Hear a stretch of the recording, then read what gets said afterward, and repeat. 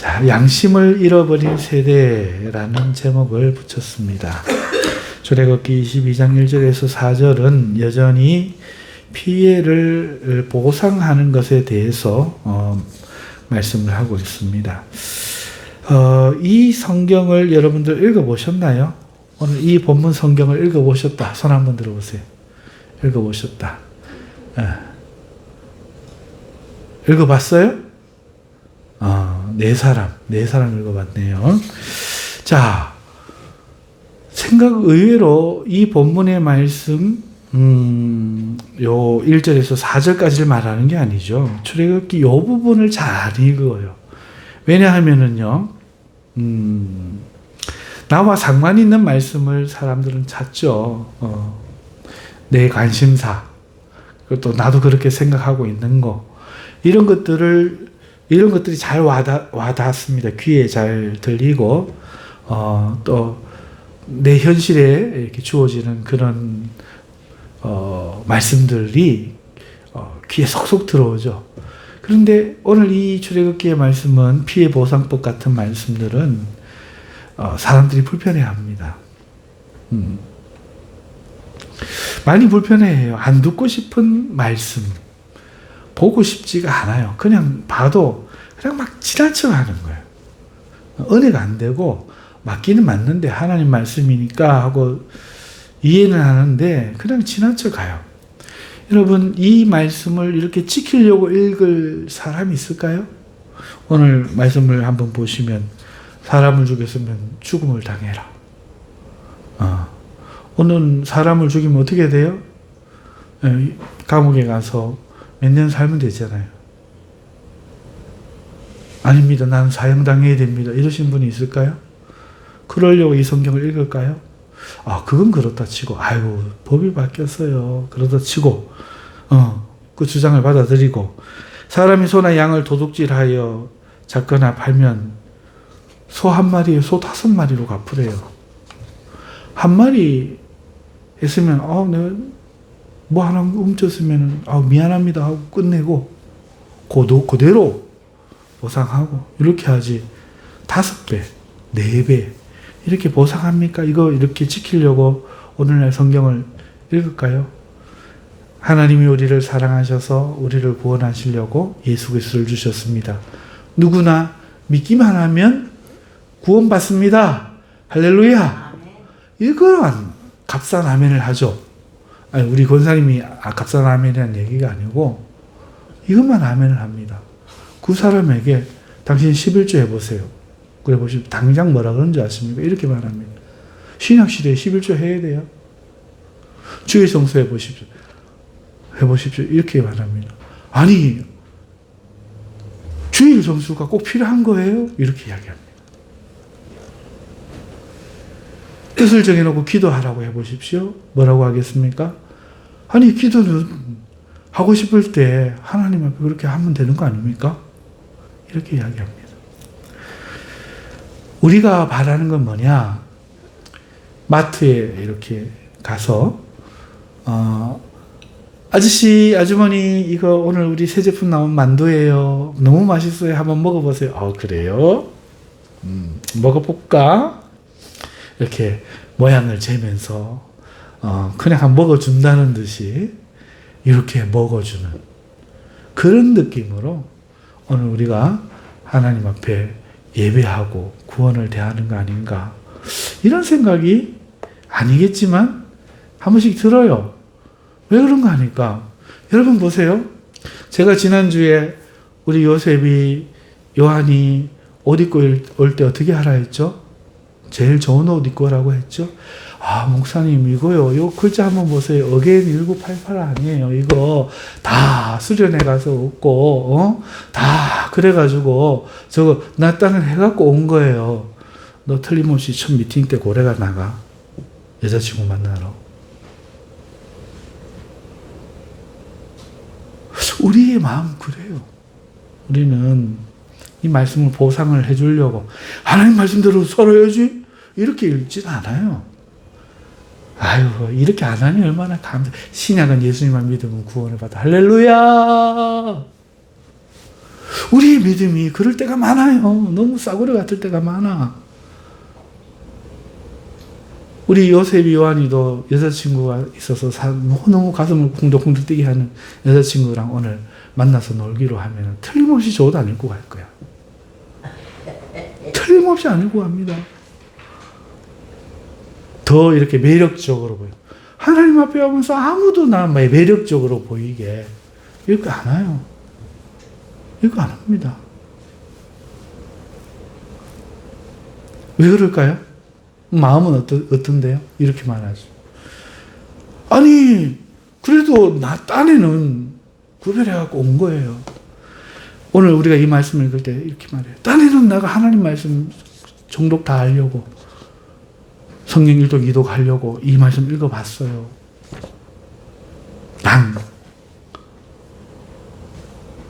내가 이 말씀 지키려고 읽어요. 오늘날 시대에 어떻게 적용해서 이 하나님의 뜻을 내가 지킬까 하는 마음으로 읽어요. 랑 다른 거죠.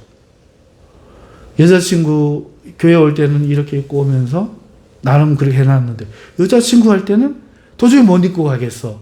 그래서 색깔이 있는 좀 화려해 보이는 내 옷을 살리는 아래 위에 코디를 맞춘 핏을 맞춘 그런 옷을 입고 가는 거랑은 또 다른 건 거죠. 우리의 마음은 스스로를 속여. 스스로 속여요. 내 말을 해요.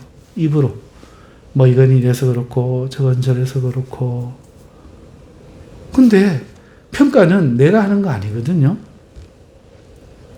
우리의 신앙이라는 것은 하나님 말씀에 순종하는 게 신앙이에요. 우리는 귀로는 다 들어서 죄가 뭐예요? 이러면은 누가 살인하지 말라, 어떻게 이렇게 이야기해. 욕하지 말라, 미워하지 말라, 이런 것들이 죄입니다. 이야기해요. 그럼 누군가는 그래요. 그건 도덕적인 죄고요. 도덕적인 죄고요. 죄란 그런 게 아닙니다. 당신은 죄가 뭡니까? 관역에서 빗나가는 거요. 관역에서 빗나가는 게 뭔데요? 하나님 말씀을 순종하지 않는 거요. 맞죠? 하나님이 선악과를 먹지 말라 했는데 따먹어서 불순종해서 그게 죄잖아요. 그게 타락이잖아요. 맞죠? 맞아요. 내 말이 그 말이에요. 그래 놓고는 본인은 하나님 말씀 안 지켜요. 지키려고 보질 않아요. 이게 우리의 마음인데 우리는 스스로 그것을 못 깨닫고 있는 거죠. 그걸 못 깨닫고 있습니다. 특별히 대한민국 개신교 합동 측에 오늘 우리 교단에 우리 교회에 있는 사람들은 자기가 죄인인 걸 믿으시는 분 손 한번 들어보세요. 죄인이 아니라고 생각하는 사람은 놔두고 자기가 죄인이라고 생각하는 사람 손 들어보세요. 안 드는 사람이 없네. 다 들죠? 사모님 안 들었어요? 죄인이라고 생각하고 있습니다. 그럼 손 들어보세요. 아멘. 자, 그런데 똑같은 거예요. 네가 잘못했다 그러면 왜 그렇게 싫어해요? 죄인인 걸 믿는다며. 그 죄에서 용서받는 걸 믿는다며. 근데 사모님 그러시면 됩니까를 왜 그렇게 싫어할까? 장로님 그러시면 됩니까? 목사님 그러십니까? 하면은 왜 그렇게 싫어하냐는 거예요. 이유는 뭐죠? 죄인이 아니라니까. 아니라고 생각하고. 그 순간에는 다른 이야기를 하는 거죠. 내가 그럴 수밖에 없었던 이야기. 그 이야기 하면은 괜찮은 겁니까? 좀 이따 이야기 하겠지만, 좀 이따가 이야기를 할 터인데, 우리나라는 그런 사람들이 너무 많아요. 여러분, 오늘,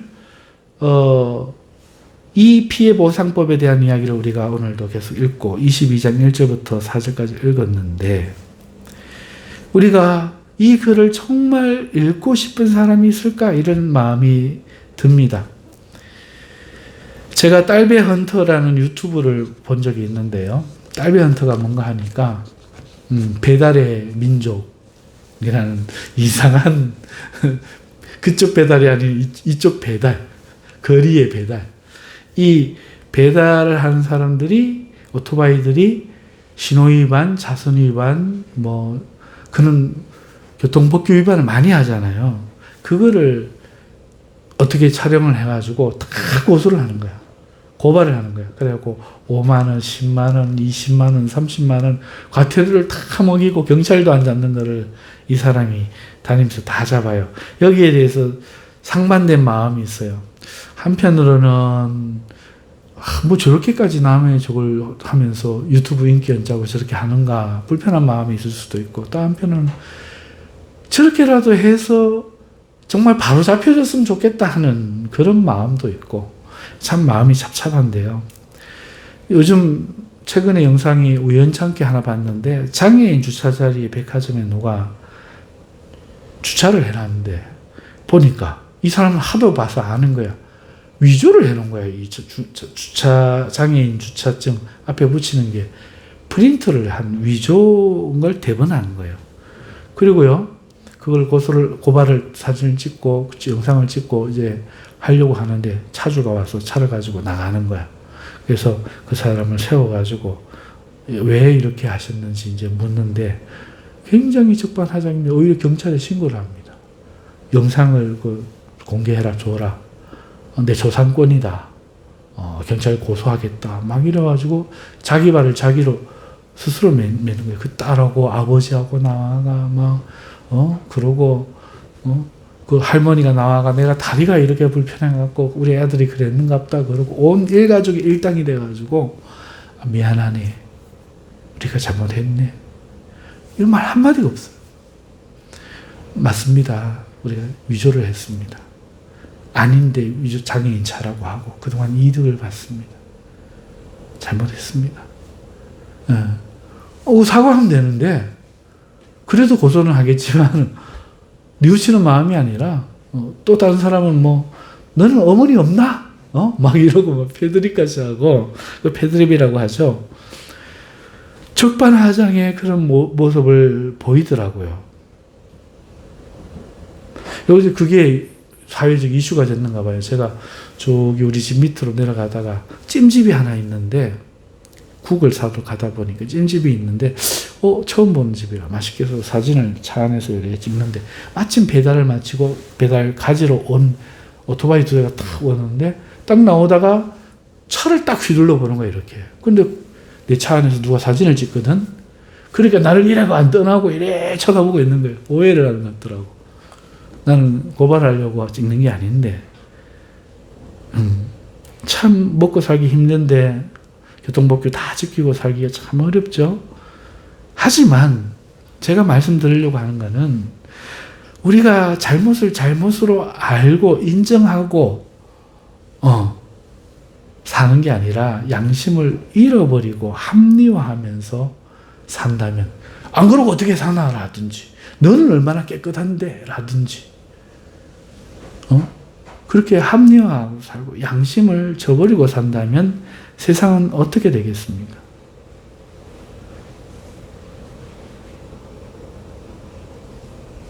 지금 그런 세상이 된 거죠. 누구도 네가 잘못했습니다. 맞습니다. 목사님이 기도를 덜 하셨어요. 예를 들어서 우리 교회에 무슨 문제가 생겼을 때 제가 맞습니다. 제가 기도를 좀 많이 못했습니다. 더 기도하겠습니다. 이게 맞잖아요. 사실 기도를 했을지라도 그게 맞잖아요. 그런데 그러는 성도님은 기도하셨습니까? 이래 나오면 어떻게 되겠어요? 그건 아니잖아. 그거 보고 싶은 거 아니잖아. 그런 교회 다니고 싶은 게 아니잖아. 그래요, 안 그래요? 맞아요, 안 맞아요? 맞습니다. 그러니까 남 회개하는 거는 맞습니다 그런데 본인 회개하셔야 됩니다 그럴 때는 말을 안 하면 되겠습니까, 안 되겠습니까? 이때 또 맞습니다 소리가 안 나오잖아. 우리가 양심을 잃어버린 세대에 살고 있지 않는가.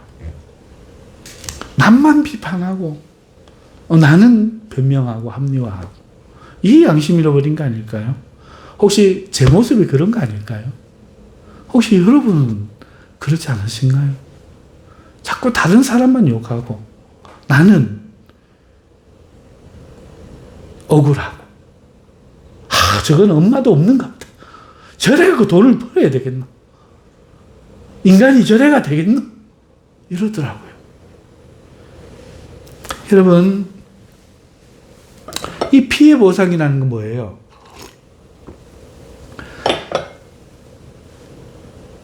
나 때문에 누군가가 피해를 봤다는 거 아니에요. 그러면 나는 가해자잖아. 피해자에게 보상해 주는 게 맞잖아요. 근데 이 보상해 주겠다는 마음은 없고 나의 가해자라는 생각은 사라지고 그럴 수밖에 없었다. 네 그거 한 걸로 뭐 재산 늘릴 일 있나? 소 한 마리 받으면 됐지. 없는 사람 기부했다고 생각하면 되지. 소도 많은 놈이 부터 시작해가 소 한 마리 갖고 가문 읽을 일이 있나? 5마리를 내놓으라 하게. 이래갖고는 안 된다는 거죠. 하나님께서 오늘 22장 1절에서 4절까지 말씀을 보면은 어떤 사람이 소나 양을 도둑질하여 잡거나 죽이는 거죠. 팔면 그는 소 한 마리는 소 5마리로 갚고 양 한 마리는 4마리로 갚으래요. 이쪽 소와 양이 다른 거죠. 여러분 가축을 잡거나 그랬어요. 잡는다는 게 뭐예요? 남의 소를 왜 잡아갖고 죽였을까요? 왜 훔쳐갖고 죽였을까요? 1번 배가 고파서. 그럴 수 있죠. 배가 고파서. 먹을 게 없어. 그럼 양 훔치지 왜 소 훔쳤어요? 2번 잡아갖고 도둑에 판 거지. 누구 손인지 모르게.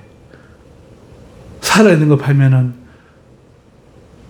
엄마 하면 저거 우리 손인데 주인님 보고 엄마 하고 오면 발견할 수 있잖아. 그러니까 잡아가지고 도축해갖고 팔 수가 있는 거죠.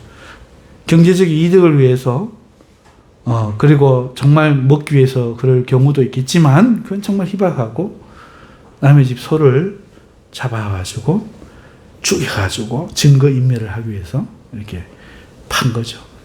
혹은 그것도 하도 팔다 보니 귀찮은 거야. 이거 도둑질 해갖고 소 잡아갖고 쪼개는 것도 일이라. 부지런해. 이것도 해먹고 살아. 이 사람은 그것도 안 되는 사람이지. 그러니까 그냥 판 거죠. 그냥 판 거야.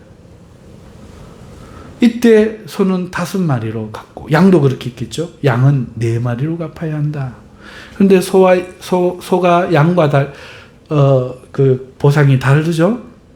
소는 더 많아요. 왜 그런가 하니까 양과 달리 소는요 그때 당시에도 생업에 이용되는 농사에 엘리야도 엘리사를 만날 때 엘리사가 소에다가 이 멍이 씌워가지고 밭을 갈고 있었잖아요. 그렇죠?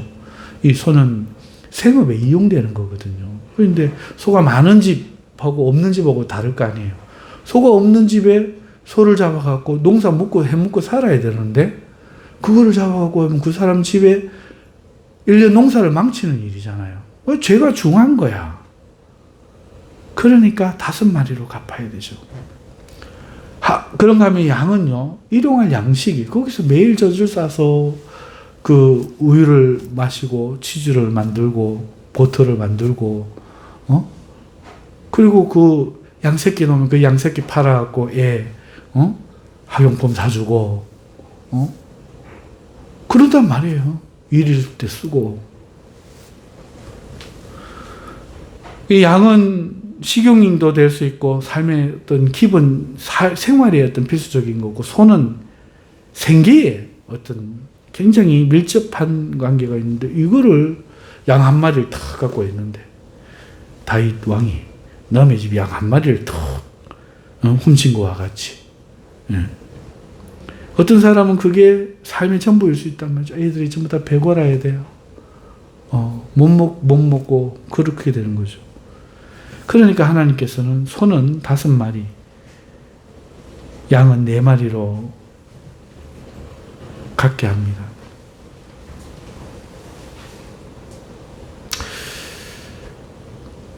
정말 이 사람이 배가 고팠을까요? 훔치는 도둑이? 이 자기가 훔친다고 내 문제가 됩니까? 내 문제 해결 안 돼요. 그렇게 살아갖고는. 돈 떨어지면 또 훔칠 뿐이야. 그럼 방법이 아니죠. 다른 사람도 죽이는 문제입니다. 그리고 잡히면은 5배, 4배를 갚아야 돼요. 그럼 갚을 수 있어요? 갚을 수도 없어요. 못 갚는 자는 어떻게 해요? 3절에 나옵니다. 자기 몸을 팔아서라도 갚아야 돼요. 갚을 게 없으면. 하나님 법이 이래요. 그러니까 이 문제의 핵심은 뭔가 하니까 양심을 판 거죠. 내가 이렇게 살아도 되는가 하는 내 양심. 나는 이렇게 해결하는데 이 소 한 마리밖에 없는 집, 양 한 마리밖에 없는 집, 이 사람들은 어떻게 되는가 하는 그 양심. 양심을 판. 그리고 4배, 5배 갚아주라는 것은 양심껏 하라는 거예요. 얼마나 그 고초가 컸고 얼마나 힘들었겠는가. 그 상처까지 씻어줘야 된다는 거죠. 사과하는 사람이 아유 죄송합니다. 제가 법을 위반했습니다. 제가 달리에 처벌받겠습니다. 다음부터는 그러지 않겠습니다. 좋은 일 하십니다. 하고 가면 돼. 네 애미가 있나? 너는 엄마 있나? 그건 아니죠. 그래 안 그래?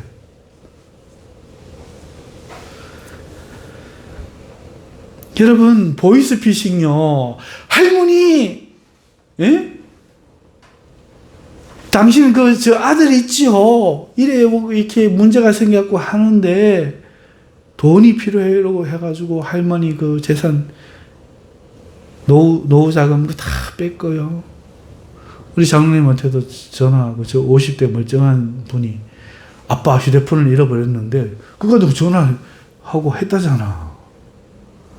그 할머니가 어떻게 안 속겠어요. 누구는 돈이 많아서 조금 없어져도 충격이 적을 것 같지만 당장 우리네 서민들은 몇백만 원, 몇천만 원이면 크단 말이에요.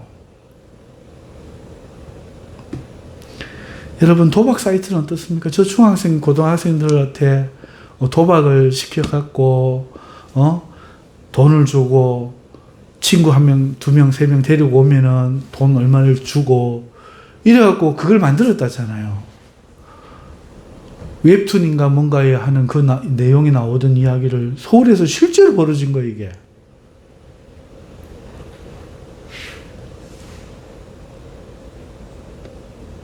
이게 전부 무슨 문제입니까?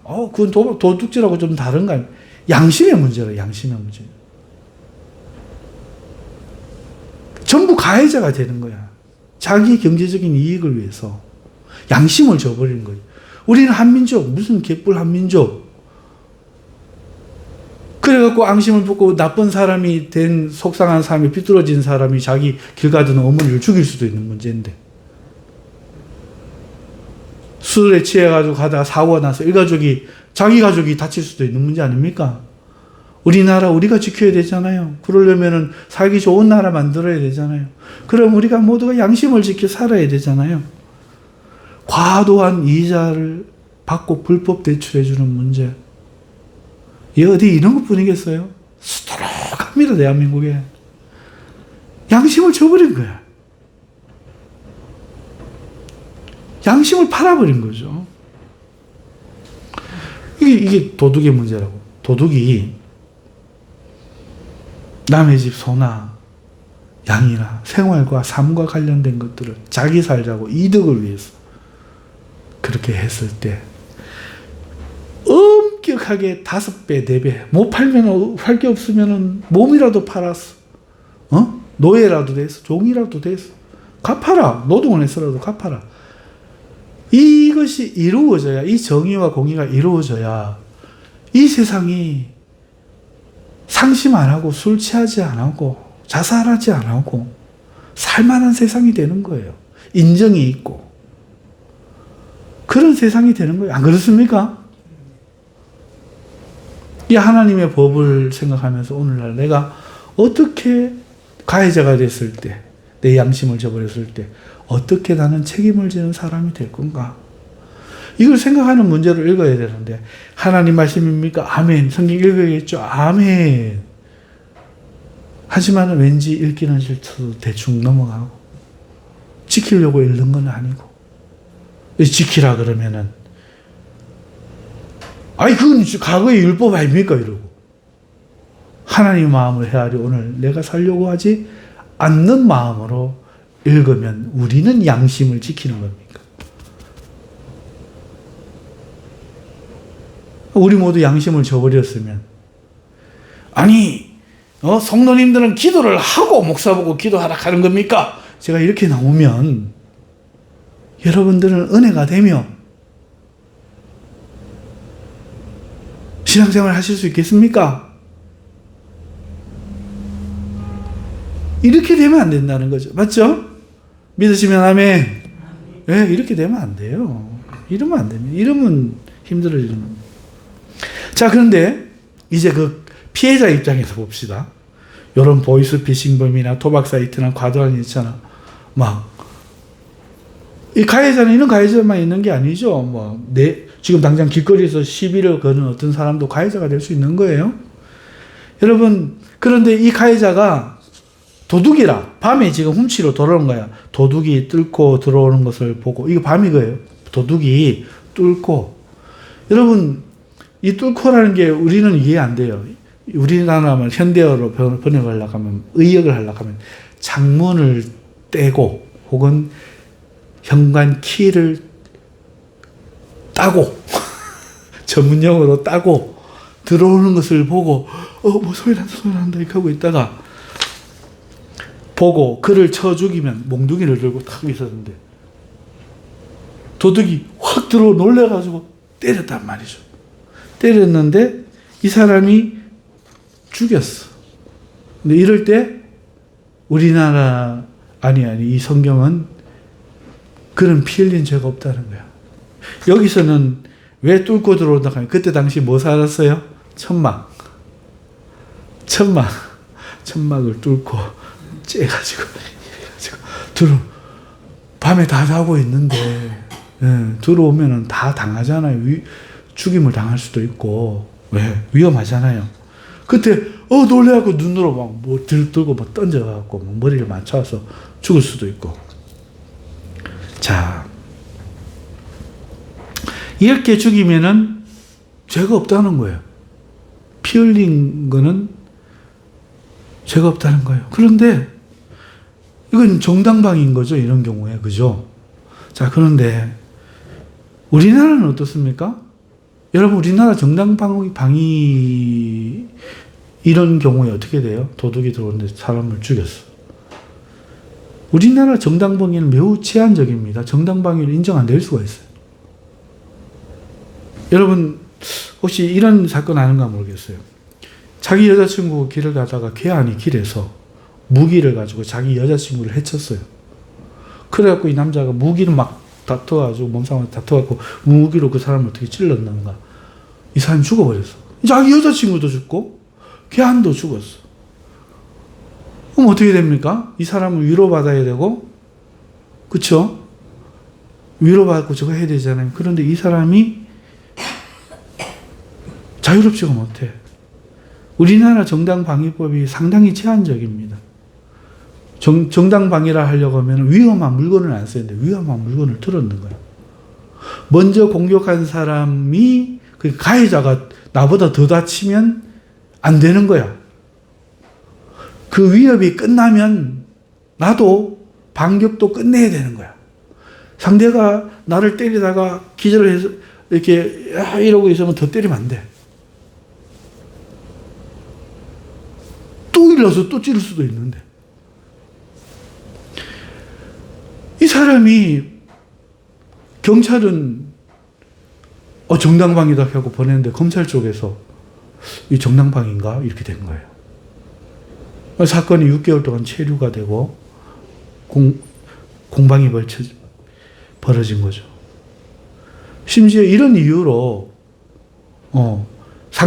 정당방위의 차원에서 자기를 지키려고 해가지고 했는데 저 가해자, 처음에 그 사건을 일으키는 가해자가 피해자가 되고 이 피해자인 내가 가해자가 되는 이런 경우가 우리나라에 많다는 거예요.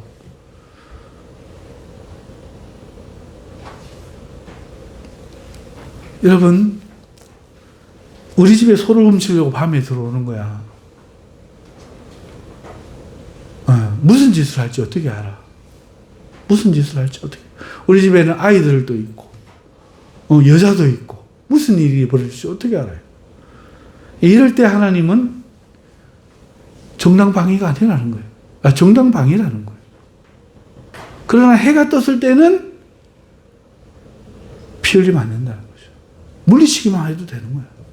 그리고 해 떴을 때는 위험이 그만큼 덜하기 때문이고 깨어있기 때문인데, 밤에는 모두가 잠을 자고 있는 상태에서 어떤 악한 마음을 먹고 죽일 수도 있기 때문에 하나님께서는 이렇게 법을 정해주시는 거죠.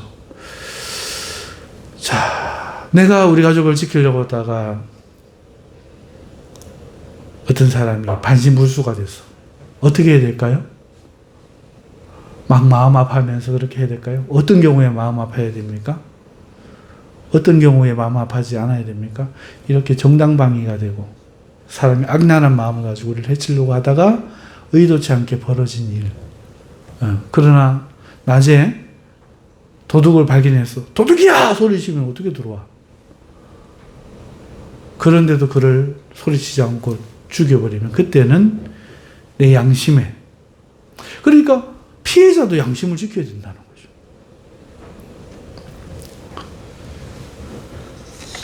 자, 그러면은 이 도둑은 이제 잡혔어. 이 도둑은 반드시 피해를 보상해야 돼요. 없으면 몸이라도 팔아서 보상하래요. 해돋은 후에 피 흘린 죄가 있으리라. 도둑은 반드시 배상할 것이나 배상할 것이 없으면 그 몸을 팔아 그 도둑질한 것을 배상할 것이요. 이미 잡아먹고 했다가 뒤에 잡힌 사람도 있을 거 아니에요. 보상할 것이 없으면 자기 몸으로. 만약에 보상할 것이 있으면 소는 몇 배? 5배. 양은 4배. 그러니까 도둑질은 하지 말아라 이거죠. 아예 하지 말아라. 반드시 배상을 해야 된다. 근데 오늘 우리의 현실은 어떻습니까? 사람을 교통사고로 죽이고도 과실치사로 죽이고도 내가 형벌만 사면 돼. 내 법정에서 징역 6개월에 벌금 얼마에 형 살았다. 끝. 이번에 무슨 성범죄 무슨 난리 났던 그 아이들 퇴소해서 여전히 잘 살고, 또 미당의 그 사건에도 사람들이 뉘우치지 않아요. 오늘 이 땅에 전쟁보다 더 많은 사람이 교통사고로 죽어갑니다. 자기가 음주운전했는데 안 했다 하고 자기가 전방주시 태만해갖고 사람을 죽였어. 손으로 쳐 죽이면은 살인죄고, 한눈을 팔다가 주의 안 해가지고 과속 안 해질 때 과속하다가 사람을 쳐 죽이면은 그건 교통사고고, 그렇습니까? 믿는 사람이 이런 법으로 살아야 돼요? 이렇게 살면 안 되잖아. 목사님이 그러면 안 되는 것처럼 우리 성도들도 그렇게 살면 안 되잖아요. 나을 때까지 치료해주고, 재산 피해가 있으면 5배까지 해주고, 이런 마음으로 살아야 되잖아요. 그러니까 아예 조심을 하고,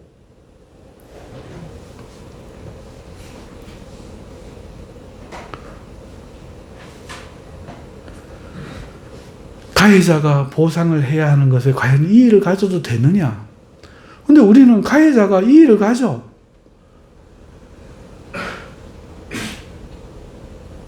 피해자가 이의를 가져야 되는데 가해자가 이의를 가집니다. 이렇게 할 정도는 형벌을 중한히 깎아주시옵소서, 이렇게 이의를 가지고 우리가 그 현실을 보고 사는 거예요. 이 세상에 무수한 가해자들이 오히려 큰 소리를 치고 사는 거죠. 학교 다닐 때 학폭을 했대, 때렸대, 지금 코스 스타가 돼가지고 유명 연예인이 돼가지고 뛰어난 운동선수가 되어가지고 온갖 인기와 저걸 다 얻으면서 학교 다닐 때 그랬다는 게 너무 한이 돼가지고 고발했더니 오히려 촉발하장이라. 법을 이용하는 거예요. 법대로 했다. 법대로 하자. 이게 법입니까? 그러면 안 되죠? 왜 안 됩니까? 뭐가 안 되는 겁니까? 법대로 했는데 양심의 법에서 벗어나는 거죠. 오늘 우리는 세상에 법을 지키는 사람들 물론 지켜줘야지. 법 이상의 하나님의 법을 지키고 하나님은 우리 보고 양심의 법을 지키라고 합니다. 양심을 저버리는 게 더 무섭다. 양심을 저버리지 말고 저버렸을 때는 이렇게 보상을 해라. 책임을 져라. 말씀하시는 것이죠. 이런 세상을 만들어야 하나님의 백성인 겁니다. 이건 하나님 나라의 법이거든요. 우리 그렇게 살아야 돼요. 오늘 우리가 할아버지가 가셔요. 우리 애들 깨웠어. 가신다 일어나서 인사드려라. 그렇게 꼭 그럴 필요가 있는가? 어떤 사람은 그렇게 생각할 수도 있어요. 내 양심을 저버리는 일이에요. 그저 왔다가 그런 가는 거예요. 여러분, 저와 여러분은 어떤 관계입니까? 목사와 성도의 관계죠. 목사와 성도의 관계는 무슨 관계예요? 스승과 학생의 관계이기도 하지요. 안 그렇습니까? 영적인 부모와 자식의 관계이기도 하지요. 앞선 선배와 후배의 관계이기도 하지요. 나를 지도하는 감독과 가르침을 받아야 되는 관계이기도 하지요. 그런데 그 행위를 하지 않으면 양심을 저버리는 일이죠. 양심을 저버리는 일. 제가 여러분들을 사랑하지 않아도 양심을 저버리는 것이고 여러분들이 저를 그렇게 대하지 않아도 양심을 저버리는 거예요. 그런데 할아버지가 가시는데 할아버지가 아픈데 한 번도 전화도 안 하고 관심도 안 갖고 그리고 오늘 와서 우리 있는 사람 좀 뭐라 합시다. 두 사람이나 춥다고 자기 추운 것만 생각하고 말이야. 전화도 안 하고 말이야. 안부도 안 묻고 말이야. 양심 저버리는 거 아니에요? 목사만 의무를 다해서 기도해야 됩니까? 사랑해야 됩니까? 성도끼리는 이런 말은 듣기 싫지. 이런 성경을 읽기 싫고. 그러면 안 된다는 거지. 양심의 법을 어기면은 4배나 더 노력을 해야 돼요. 그래서 가실 때 인사를 하고 평소에라도 1년에 한두 두세 번이라도 그 문제가 생겼을 때는 교회 못 나오시는데 보고 싶어요. 할아버지 어서 오세요. 전화라도 한 통 드리고 빨리 나으시기 바래요. 그게 맞잖아요. 그래요, 안 그래요? 그러니까 우리 신앙생활이라는 게 자기만족이나 스스로의 기만이나 값싼 싸구려 마트의 시식 같은 그런 신앙이 되어서는 안 되겠다. 신앙에도 양심을 지키고 우리의 실제 피해가 생겼을 때도 양심을 지키고 보상을 하고 책임을 질 줄 아는 그리고 내가 가해자일 때 나의 죄를 인정하고 보상하고 사과를 할 줄 아는 그러한 사람이 되는 것이 하나님이 기뻐하시는 일이다. 믿어지시면 아멘. 네, 상관없는 말이라 생각하지 말고 더 보기 싫은 이런 성경일수록 우리의 마음이 혹시나 딱딱하게 굳어 있는 거 아닌가 생각하고 하나님 말씀 앞에 자기를 비추어 보는 하나님 앞에 부드러운 심령의 우리 모두가 될 수 있기를 주님의 이름으로 축원합니다. 기도하겠습니다. 거룩하신 하나님, 이 말씀으로 정말 설교로 끝나지 말고 우리 삶에 하나님이 원하시는 영의 사람, 양심의 사람, 참으로 성실한 사람, 책임감 있는 사람이 되도록 저희들에게 은혜를 내려 주시옵소서. 예수님 이름으로 기도합니다. 아멘.